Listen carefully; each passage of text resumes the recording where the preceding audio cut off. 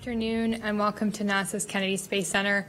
I'm NASA Press Secretary Jackie McGinnis, and this morning NASA waved off the Artemis I launch attempt after teams encountered a liquid hydrogen leak while filling propellant into the core stage of the SLS rocket.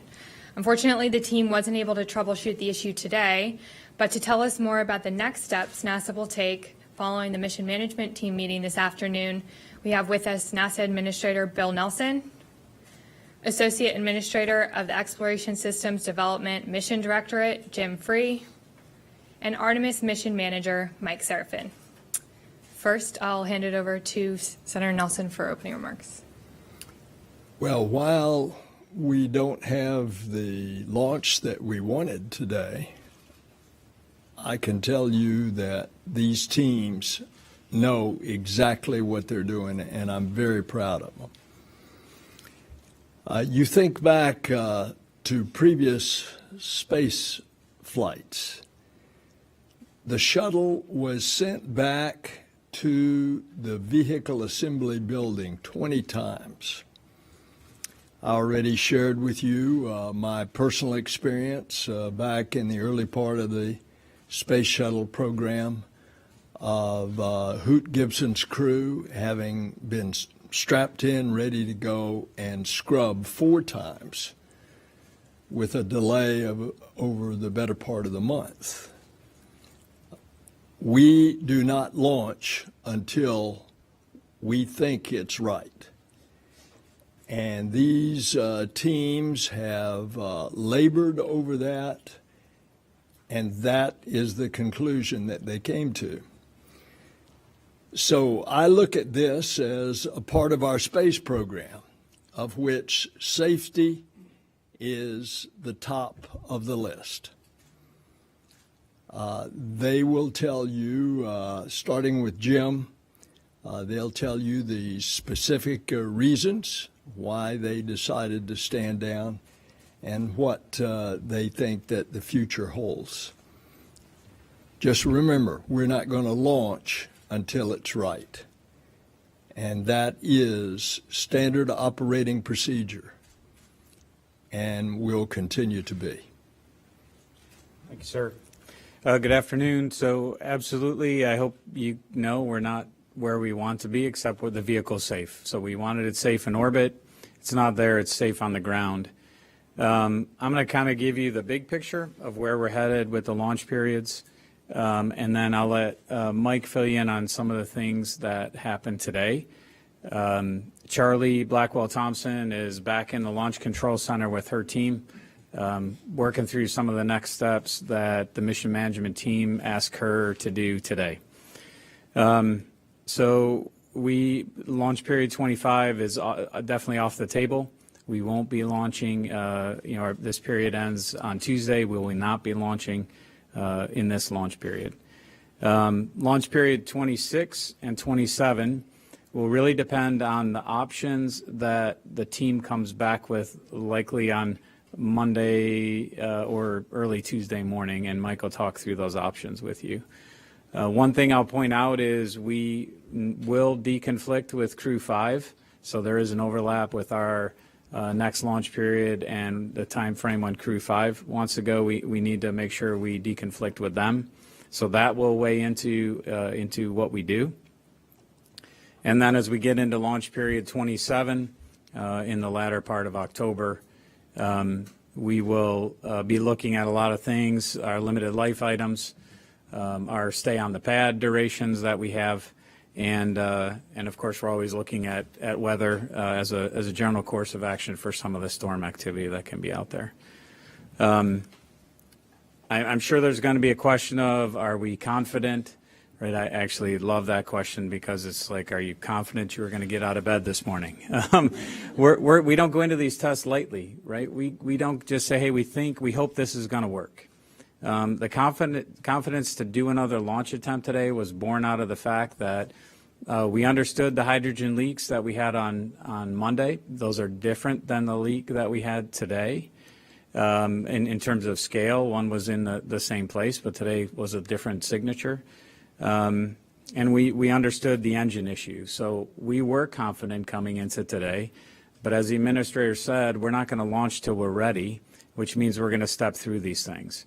There's a lot of conjecture already. I can assure you, I don't know how many people are in that MMT room today, Mike, but I don't know, 100 plus folks, most of them engineers, everybody already thinking about what is the problem. And frankly, that's what happens on the loops when we're talking about these things. Folks are giving options.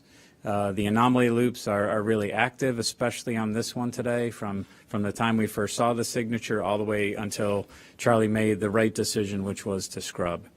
So our confidence comes through what we're going to learn in this. When we're ready to go back out there, we'll go back out there and try for another launch. Mike will lay out for you what we have in between. I'll say this, obviously, we've talked about this mission being risky, but we're going to take the risks that make sense. The risk that we know that have already pushed the vehicle and the system as far as it will when we launch, and be ready to go at that time. So with that, let me turn it over to Mike for some more specifics.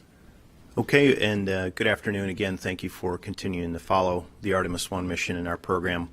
I'll just briefly recap where we left off the last time we were here, which was after the Launch -2 mission management team meeting on the 1st to review our readiness to head into this launch attempt.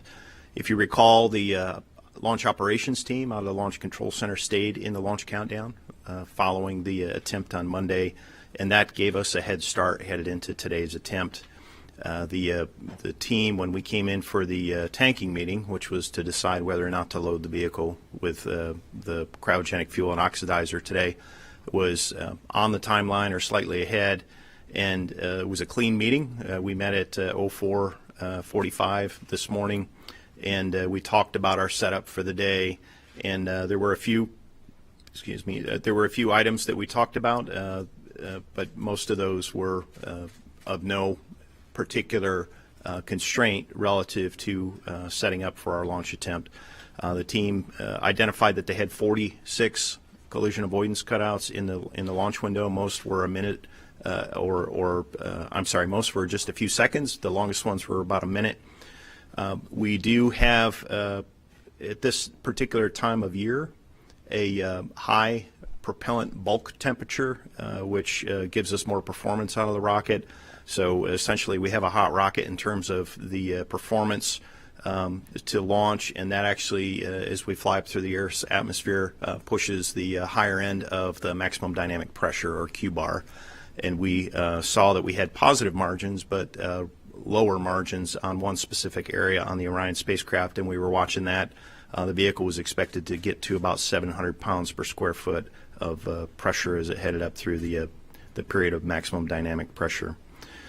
Just prior to the cryogenic loading operation, the team was working through a chill down, and there was an inadvertent pressurization of the hydrogen transfer line, that the pressure exceeded what we had planned, which was about 20 pounds per square inch. It got up to about 60 pounds per square inch. And the flight hardware itself, we know, is fine. We did not exceed the maximum design pressure, but there's a chance that the soft goods, or the seal in the quick disconnect at the 8-inch quick disconnect, saw some effects from that. But it's too early to tell exactly whether that was the cause of the hydrogen leak that we had today.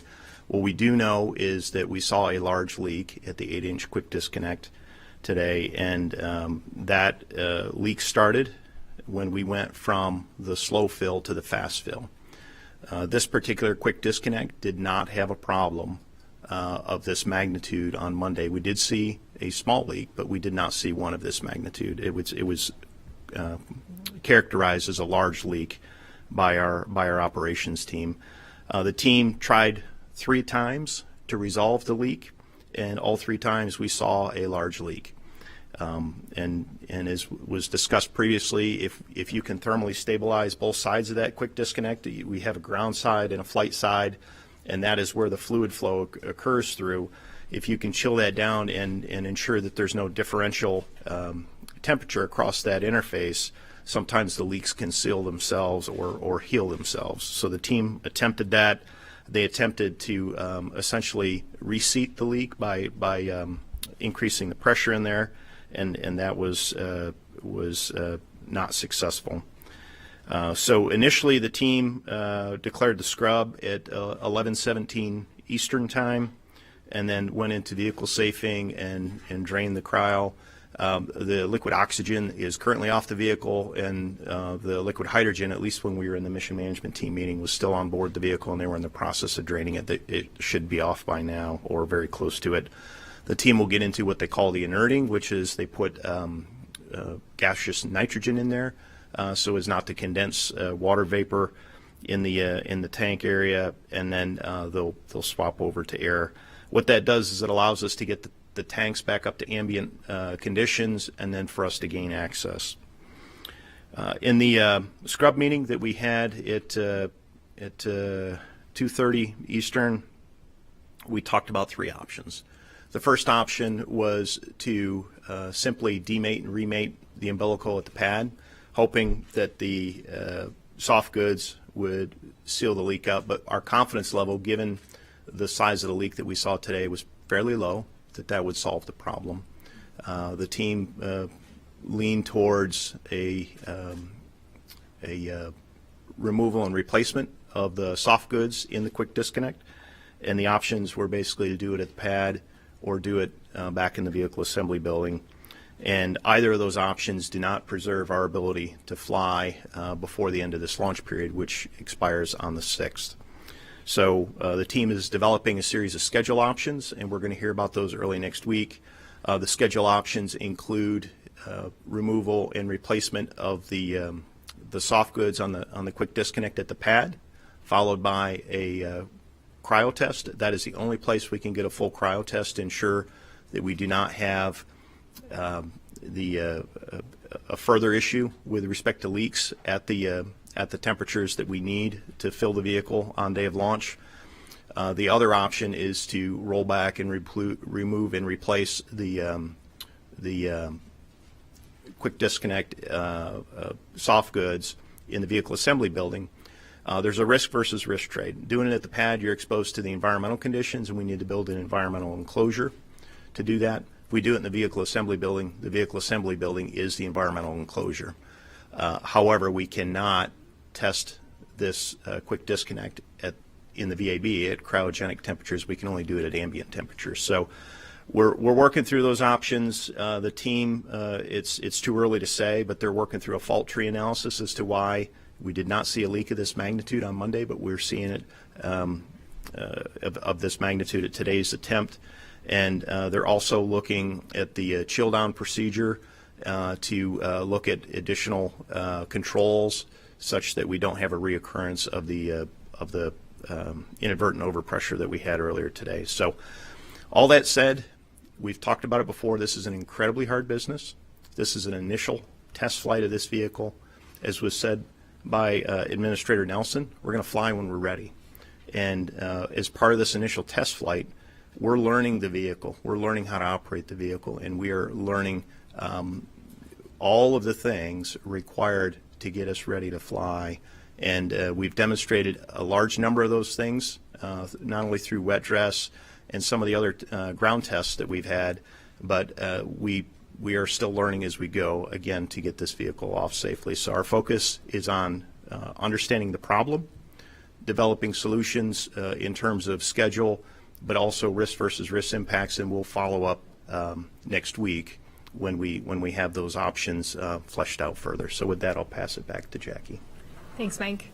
So now we'll open it up for questions in the room and also on the phones. On the phones, as a reminder, press *1 to get into the queue.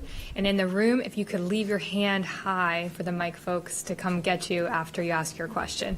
First up, Joey Roulette with Reuters.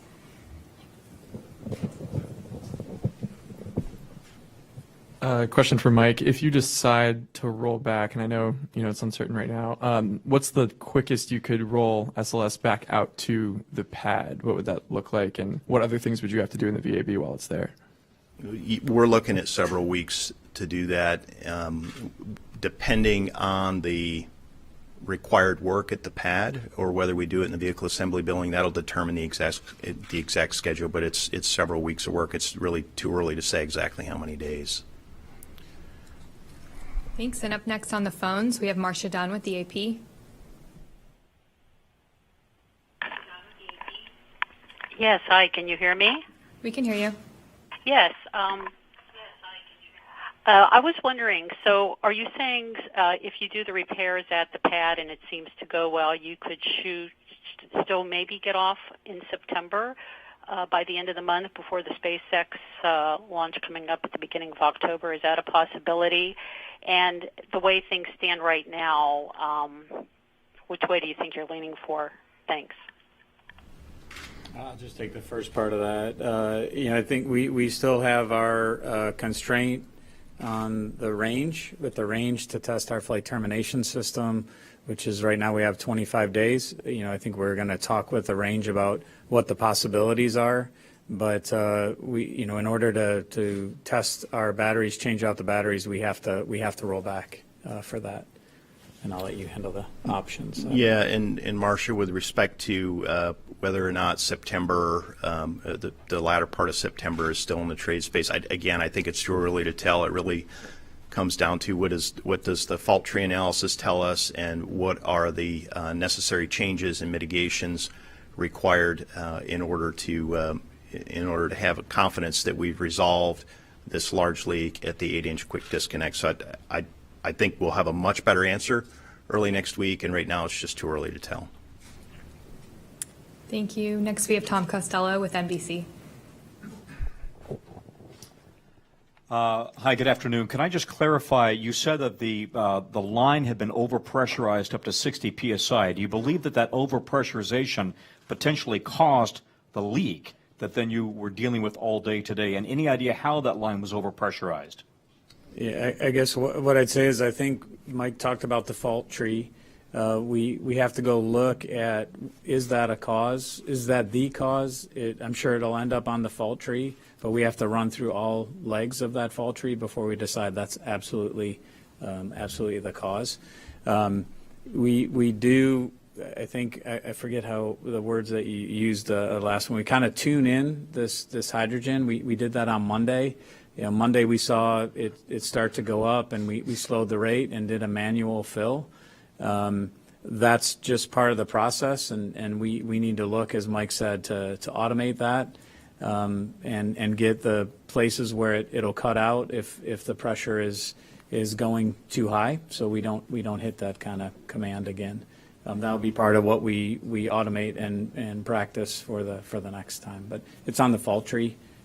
It's kind of tough to say right now, yeah, that is the absolute cause. Chris Davenport with Washington Post. Oh. Thank you. I just want to clarify, you're going back to the VAB no matter what, right? I just want to clarify that. And I wonder if you could just briefly, Mike, talk about the differences with this hydrogen leak, this big one that you had, versus the one that you were able to overcome on Monday. Thanks. Yeah, for the VAB part of it, it's what I said. We have to go back right now. We do not have an agreement with the range that we can launch when our batteries have not been tested after 25 days. So that runs out here, as Mike said. And so in order to change them out, we have to go back. To get that kind of extension with the range is something we'd have to talk to them about. So right now our position is we will have to go back to the VAB. When we go back will depend on the testing options that Mike talked about. Yeah, and to take a crack at the second part of your question there, Chris, in terms of the leak that we saw on Monday, it was a manageable leak. This was not a manageable leak. As soon as we started to get into fast fill, and we need to get into fast fill, again, as part of this delicate balance of you want to you want to load within the capability of the quick disconnect, which tells you want to slow it down, but you also want to speed it up so you can make your launch window. So you've got this balance between the flow rate and the pressure, and if there's a leak present, you need to manage that. So On Monday, the team was able to successfully work their way through that while staying below the hazardous concentration limit of the hydrogen that was leaking out. We were unable to do that today. It was a much larger leak. The team tried to work and use the same technique as part of a pre-planned procedure. They tried multiple times, and that didn't work. In addition to trying to bump the quick disconnect and try to reseat it, and none of those techniques worked. The techniques that we used on Monday just for this magnitude of leak were not working in our favor. Thanks, Mike. Kristen Fisher with CNN.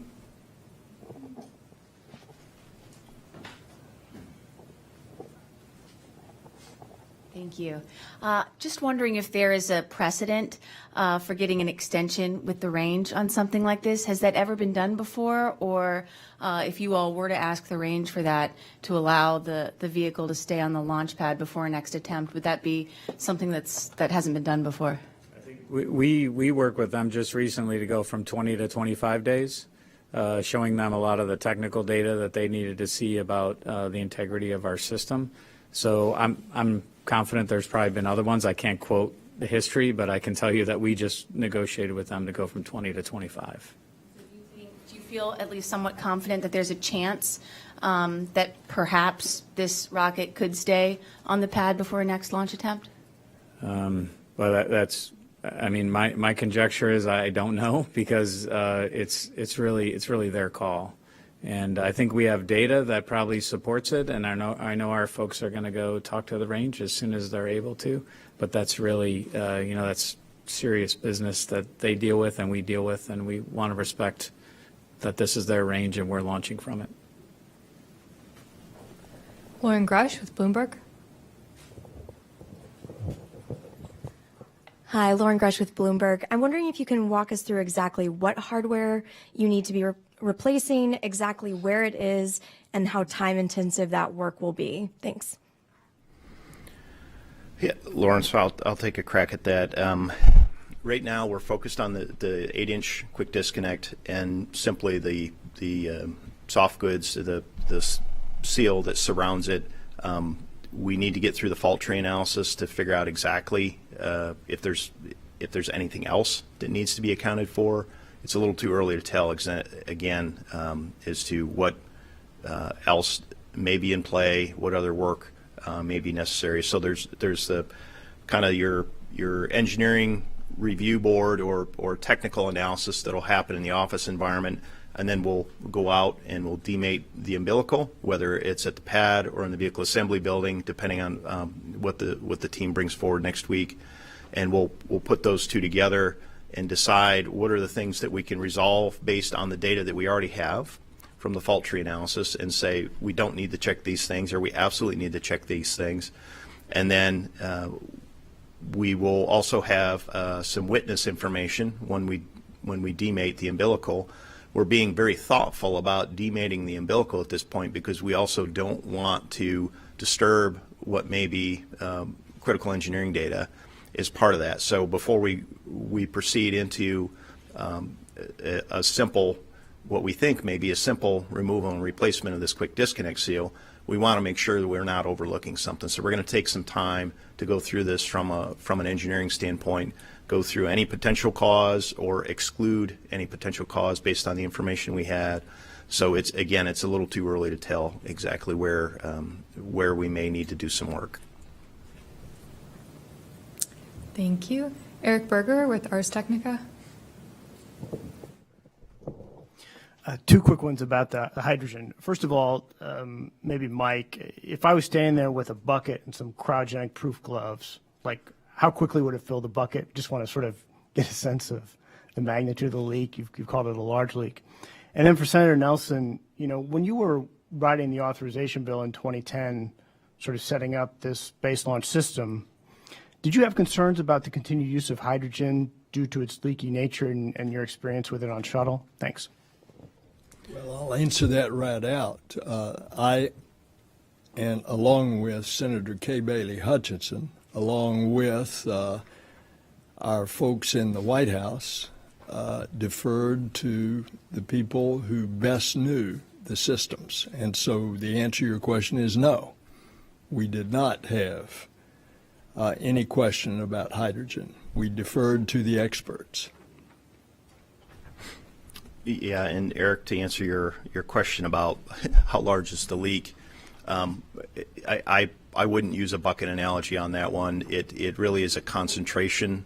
When you have a fuel source in atmospheric air that contains roughly 20% oxygen, when you mix the two, all you need is an ignition source to close the fire triangle. So we know that when you get above roughly a 4% concentration of hydrogen in ambient air, you're at risk of having a flammability event or a flammability hazard.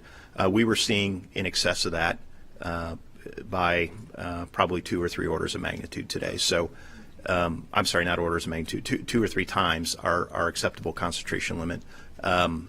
So it was pretty clear that we weren't going to be able to work our way through it like we did on Monday in terms of the managing of the leak. Every time we saw the leak, it was a large leak that immediately exceeded our flammability limits. So, again, a couple of techniques were tried, and we just couldn't get there today. Tariq with space.com. Thank you. Yes, Tarek Malik with Space.com from Mike. Just to follow up on Lauren's question about the nature of what has to be replaced. You mentioned soft goods. Is that as simple as just a rubber seal? Is it silicone? Or is it more hardware that you do have to replace? And why would you need an enclosure around it? Is it just to prevent corrosion then on that seal? Thank you. Yeah. So the quick disconnect, it's a metal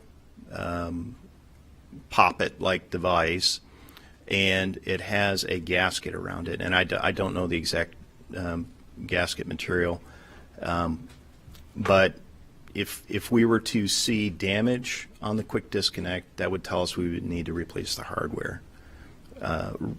If we saw foreign object debris, that would tell us that maybe we got something else going on. Or if we just saw a simple damage on the gasket, we've got spares. We can quickly remove and replace that. Our history of our own testing at the Launch Equipment Test Facility, which is right here resident at the Kennedy Space Center, tells us that a leak of this magnitude is typically resolved through a removal and replacement of the soft goods, that seal. And that's kind of one of our leading suspects right now. But again, we need to go through the fault tree. We need to inspect the hardware. We need to see what the hardware is telling us. So in terms of exactly what needs to be done, it's too early to tell. And I'm sorry, there was a second part to your question. I don't recall what the second part was. About the enclosure. The enclosure, yeah. So the enclosure affords us the ability to provide what we call a purge at that interface. And the purge allows us to push nitrogen in there to essentially inert or push out any oxygen in there. So it reduces the likelihood of a flammability hazard. So if we were to just pump regular old air in there, regular old air has oxygen in it. And we eliminate that oxygen by creating an enclosure and putting nitrogen in there to displace any oxygen, such that if there is a hydrogen leak, you've got one leg of the fire triangle removed. Thanks. Now we'll go to a question from the phones. We have Ramin Skiba from Wired. Hi, thank you. This is a question, I think, for Mike. I was wondering, what are the risks to the CubeSat secondary missions if there's a significant delay? Like, is that a factor in determining the launch date? If some of them cannot be recharged, if the batteries cannot be recharged? Yeah, that's a good question, Ramin. We do maintain a open communication loop with the CubeSat customers, so we will certainly inform them that we did not have our launch attempt today and what our next launch attempt looks like from a schedule standpoint, and we'll make a risk-based decision based on a whole host of factors. If we do need to roll back to the vehicle assembly building, we could top off the batteries for a number of those, or they may not even need to be topped off based on what we believe to be the known battery decay rate and battery state of charge. I personally haven't seen all that data, but it is part of the process of looking at a given launch period, and we will share that information with our CubeSat providers and then decide what the appropriate next steps are. Whether or not any of those are at risk at this point, I don't have the data in front of me to answer that question. Thanks, Mike. Micah Maidenberg with Wall Street Journal. Put your hand.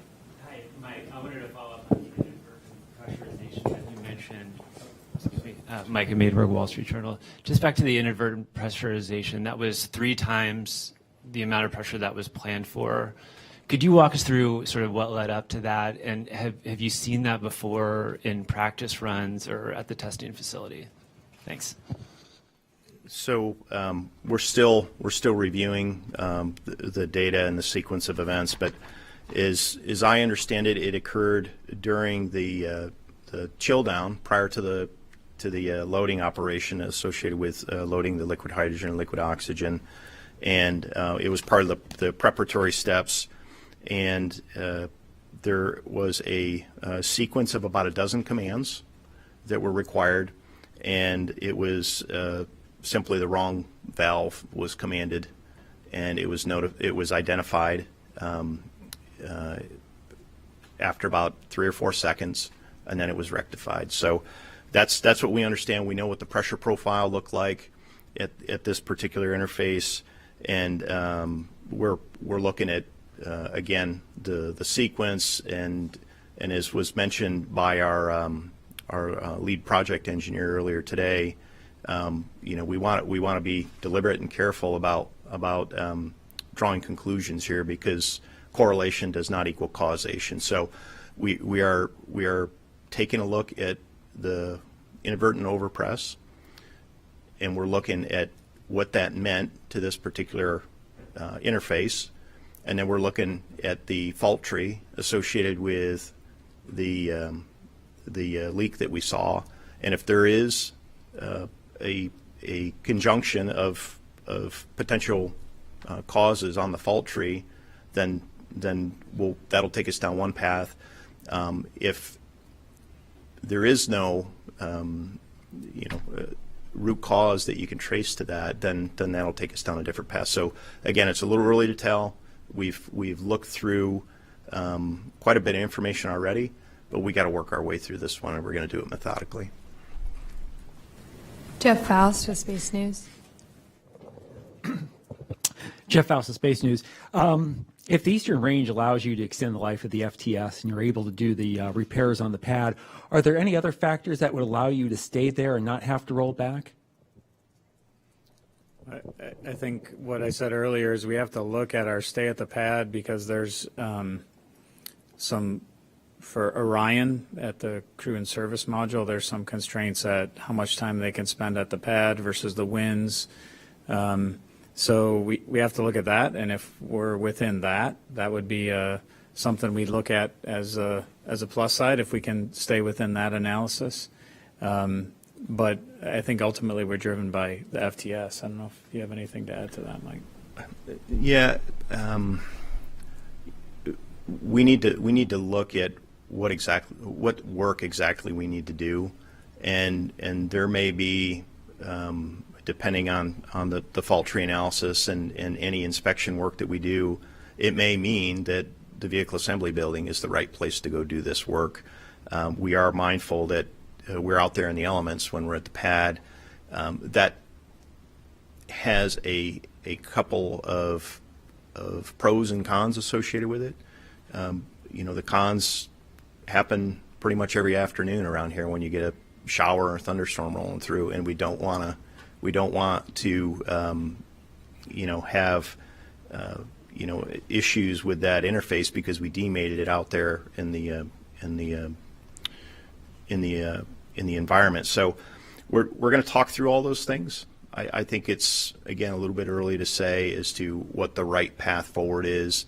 Flight termination system is certainly one variable that we've got to consider as part of all this. And as Jim said earlier, the range has and the Space Force have been fantastic partners working with us as part of our government and interagency work.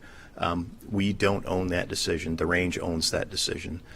So we would have to work with them and talk to them before any decisions are made. Marina Corin with The Atlantic.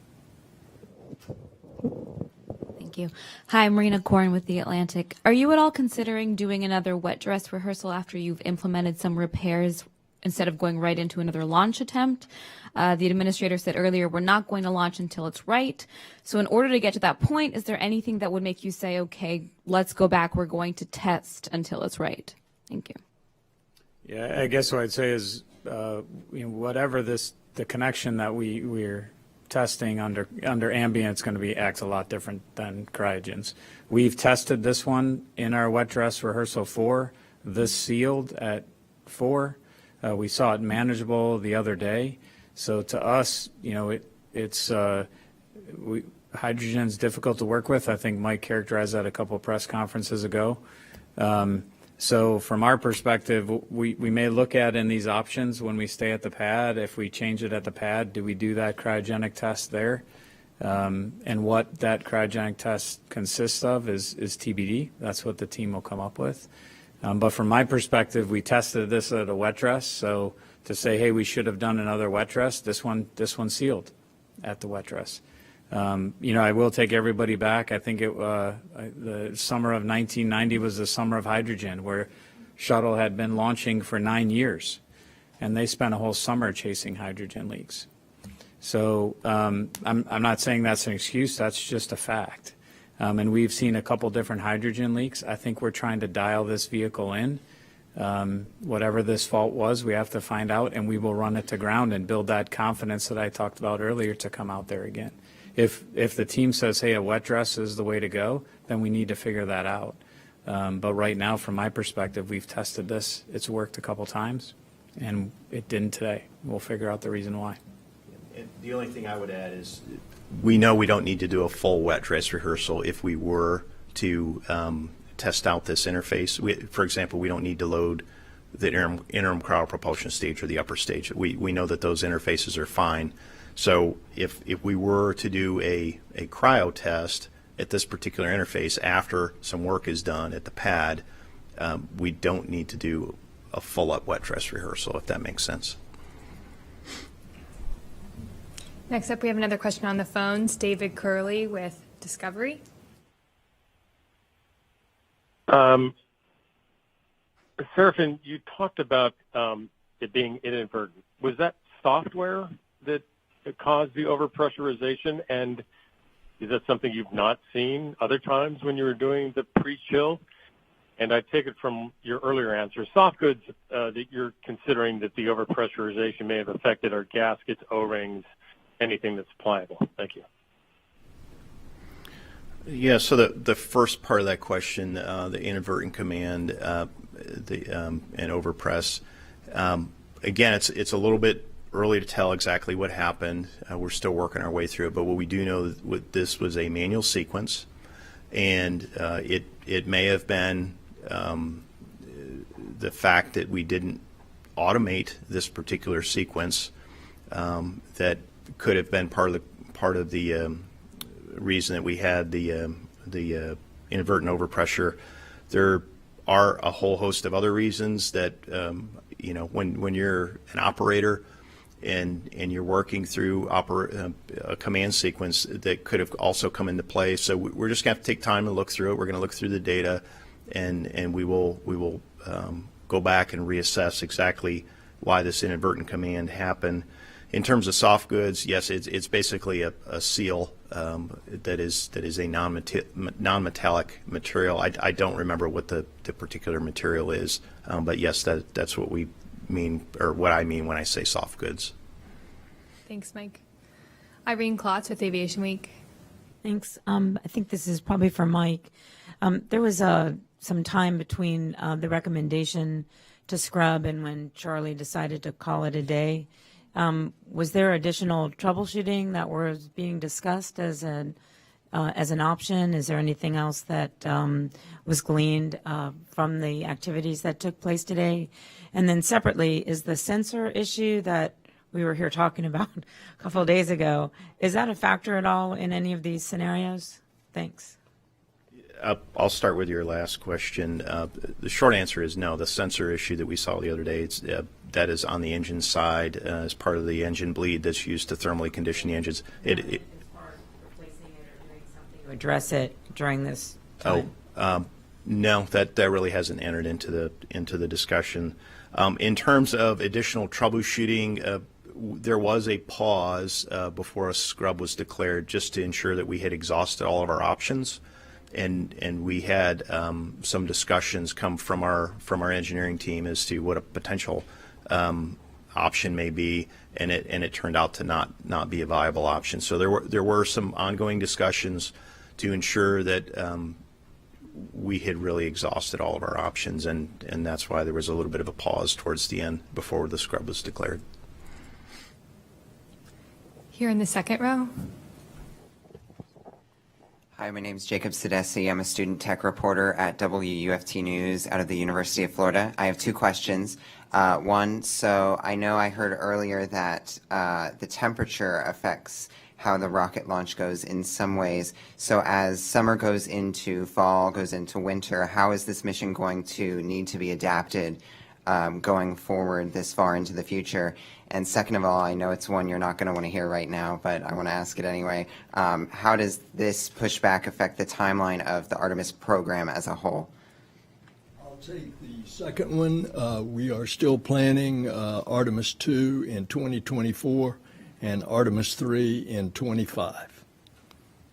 Okay, and then in terms of temperature effects, because we have a combination of solid propellant in the boosters and liquid propellant in the core stage, the core stage really has no significant impact due to temperature other than what we call the boil off, which is you cause the propellant to go from a liquid to a gas, and you're not able to feed the engines as part of that. There's essentially no effect associated with that because as we go from summer into the fall months, because you load the cryo and then you go and you ensure that the tank is full before you go. In terms of the solid propulsion system, the lower the bulk temperature of the propellant, the lower the performance you get, and we know what the performance characteristics of these particular boosters are, and they've been tested throughout the full range. The summer months you get the most performance out of the solids, and the performance will be slightly lower in the fall. But when we looked at our performance numbers, they were eye-watering in terms of margin to our insertion altitude that we were planning. So we're not particularly concerned with performance of the rocket at this point. In the back here, behind Joey. Thank you. Manuel Masanti from Debate. Given these two cancellations and further delays, I would like to know how this affect the other payload on board, like the 10 CubeSats that we have. Is there any reason that we need to change battery changes, or how this affect the CubeSats? Thank you. I think we answered the CubeSat question earlier. We know that we have limited battery life on the CubeSats, and we understand what the decay rate is. The customers of the CubeSats have been made aware of what our access is before the CubeSats were ever loaded. We also have payloads inside the Orion capsule, things like radiation monitors and a number of other things. And we know what the installed or baseline configuration was. Obviously, the longer you sit out there on the pad, the more radiation some of these sensors will accrue. But we also have witness sensors in there to help us understand what we accumulated during the space flight portion as opposed to here on the ground. So there are a whole host of things that we plan ahead and track, and at this point, that we're really focused on getting the vehicle ready, and we understand what the potential impacts are to the payloads and the CubeSats, whether they're in Orion or on the Space Launch System rocket as part of the 10 CubeSats. So, I think we've talked that. So. Here in the second row. Hi, Denise Vickers from WUFT at the University of Florida. My question is for the senator. We understand that you're not going until you're ready and that it's right. And we know that scrubs are a very natural part of all of the space missions. That said, I gotta believe that there's some level of disappointment. Can you describe the demeanor inside the LCC, and specifically how's Charlie Blackwell Thompson, and what did you say to her today, after the decision to scrub? The demeanor in the LCC is very professional. They do their job. Naturally, all of us, no more than all of us, including the LCC, wanted it to go today. But we also, and these guys that are the professionals know, it doesn't go until it's ready. Any words, anything, did you share any private moments with Charlie? How's she holding up? Anybody? Any comments to, keep her and her team motivated? I mean, everybody's motivated, but any other comments that you can share? I will say this before Mike answers that. This team is very aware of potential fatigue, and therefore they gave sufficient time off for the team. Yesterday, after the MMT, which occurred, I think, 2 days ago, L-2, they gave everybody the day off so they could regroup and rest. And that's part of the lessons that came out of the Challenger report. Fatigue was a factor there. Mike? Yeah, in terms of the firing room and Charlie in particular, one of the things that's one of the things that I particularly enjoy about the agency is you surround yourself with amazingly capable people and some amazing leadership, and Charlie's certainly one of those amazing leaders that we have in the agency. When I was talking to her about the scrub decision, she was focused, head in the game. She was, focused on the operation and the flight hardware and safing the vehicle and ensuring that her team had what they needed to get through the remaining operation. And that's kind of natural when you come from the operations realm. There's definitely time to reflect on that after you come out of the firing room, on the drive home, or once you're home. But that was neither the time nor the place, and she didn't show any inkling that she was focused on anything other than the right decisions for her team and for the spacecraft and for the rocket. Marcia Smith, the Space Policy Online. Marcia Smith, spacepolicyonline.com. Jim and Mike, I know you've both discussed this already a couple times, but I'm still unclear about the decision as to whether or not you're going to roll back.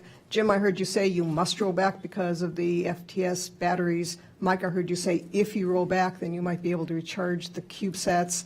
You talked about how you might have you think you have several weeks of work. So if you were to go to the range and ask them to give you another waiver for the STS, it's not just a couple days, it's several weeks.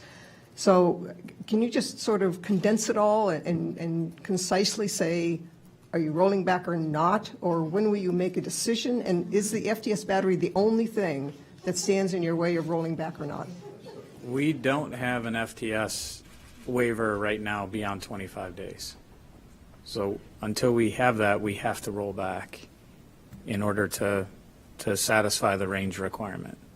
I said we'll work with the range to try and get that, but we have to decide what it is, what the duration we want based on the launch period availability we have. and what they're willing to give us. So that negotiation hasn't happened. So as far as I'm concerned, we have to roll back because we have to satisfy that requirement. That's where I think Mike's if statement comes from, because that is a possibility, but we don't have that today. And I'll just be upfront with you. I don't always pick the best words, right? And I could have chosen a better phrase or a better word in that case. And Jim is absolutely right. It is not our decision. It is the range's decision.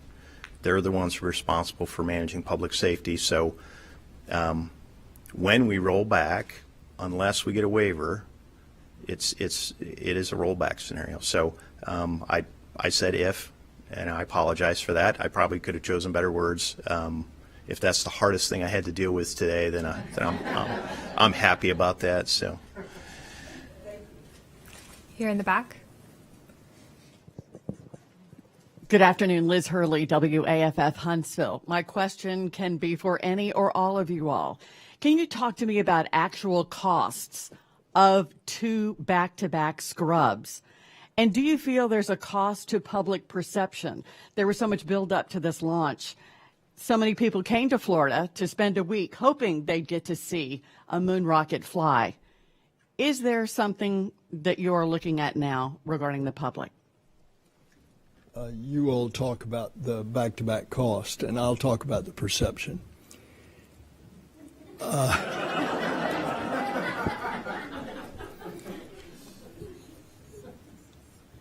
You know, space is the place.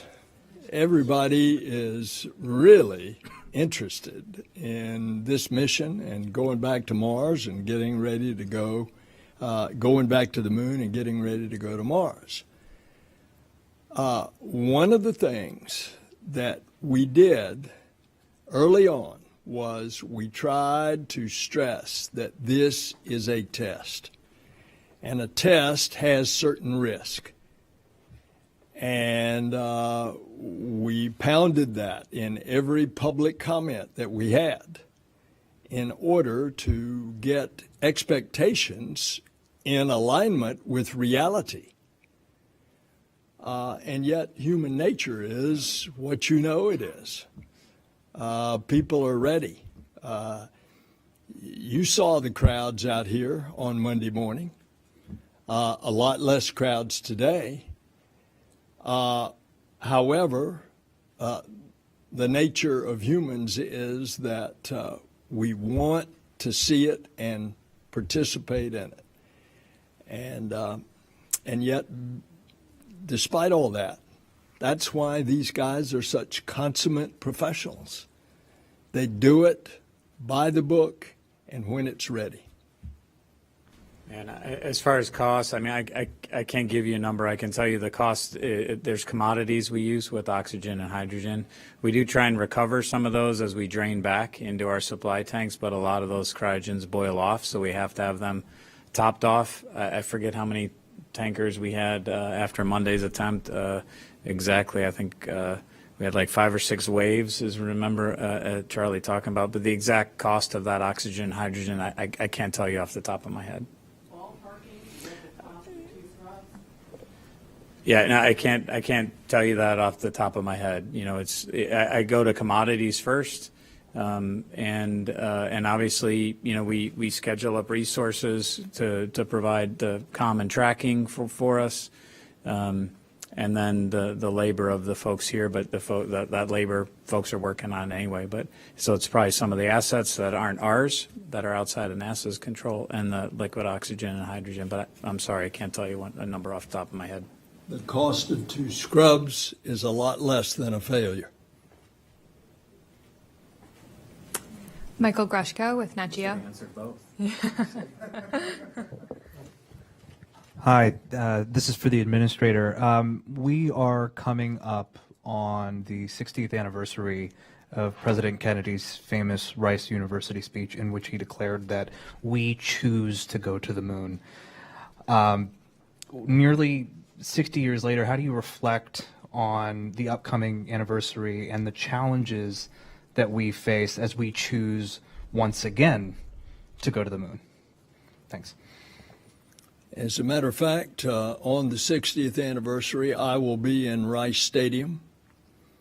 There will be 4,000 public school students that will be in the stadium, just as it was 60 years ago with public school students. And what President Kennedy said was, we choose to go to the moon and do other things, not because it's easy, but because it's hard. This is a whole new vehicle, a whole new technology, a whole new purpose of going back to the moon in preparation to go to Mars. And yes, it's hard. On the phones, we have Ken Chang from the New York Times. Hi, thank you. You've all talked about that you're not going to launch until you're ready. I was just wondering, have you felt any pressure from anywhere within NASA, from the White House, from anyone in Congress?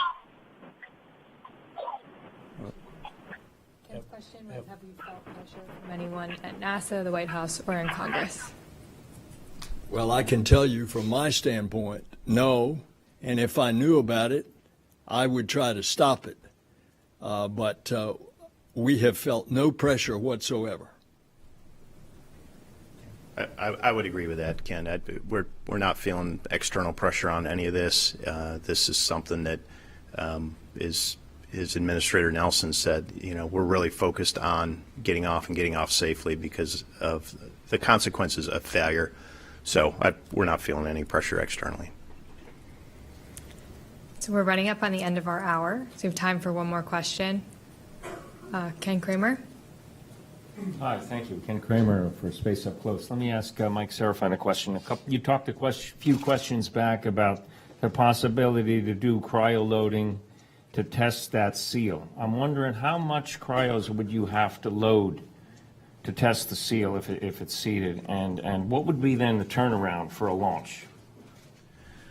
In terms of how much cryo we would have to load, what we would really only need to do is get through the chill down, slow fill, and into the fast fill. And typically when you get into fast fill, if there's going to be a leak, that's where you're going to see it.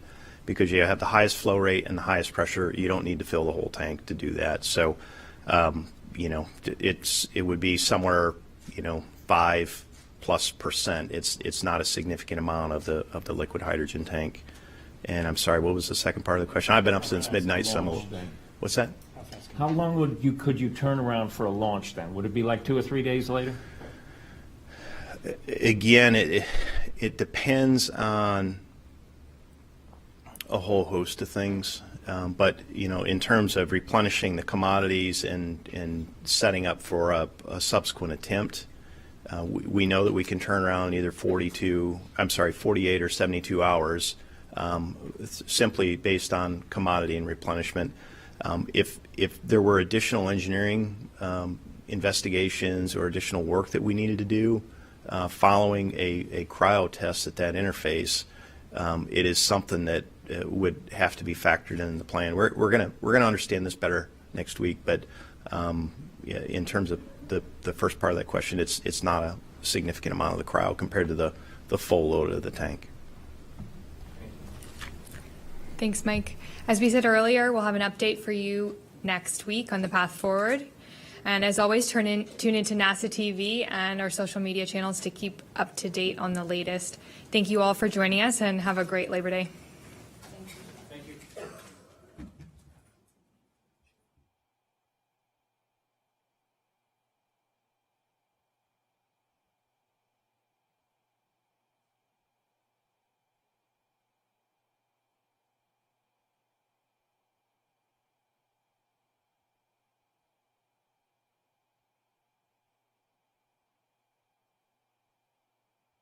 Well, in my left hand I have a feather. In my right hand a hammer. And I guess one of the reasons we got here today was because of a gentleman named Galileo a long time ago who made a rather significant discovery about falling objects in gravity.